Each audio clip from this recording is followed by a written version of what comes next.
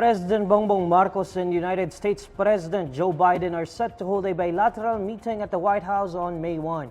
To tell us more, here's Jean Mangaluz reporting live. Jean, what's on the agenda for the bilateral talks?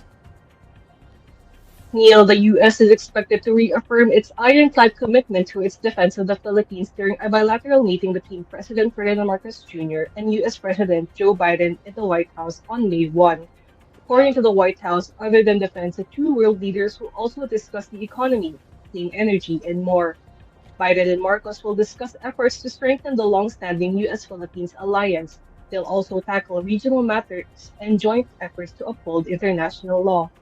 The White House said that the two leaders will review opportunities to deepen economic cooperation and promote inclusive prosperity, expand our nation's special people-to-people ties, invest in the clean energy transition and the fight against climate change, and ensure respect for human rights.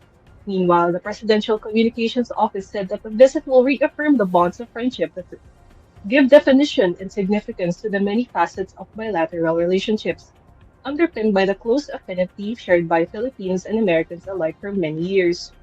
According to the PCO, the visit will also advance efforts to deepen relationships and ties.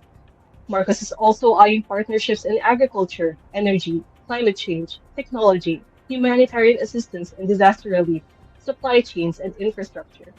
The PCO said that Marcos would be in Washington, D.C. from April 30 to May 4.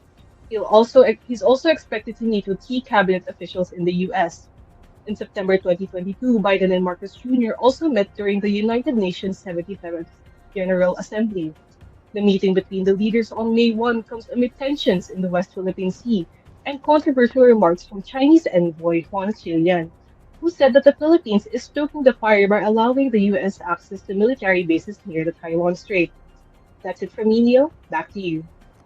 Jean, you mentioned it in your report. The timing here is something to take note of. Will the two leaders discuss the situation in Taiwan and what happens should the situation there escalate? You're right, Neil. While the timing is noteworthy, neither the PCO nor the White House mentioned that the two presidents will discuss the situation in Mhm. Taiwan. However, the White House did say that they'll talk about regional matters and how to promote a free and open Indo-Pacific.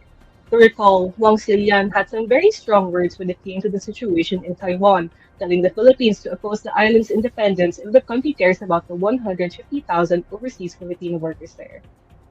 Mhm. Thanks, Jean. That's Jean Mangaluz reporting live.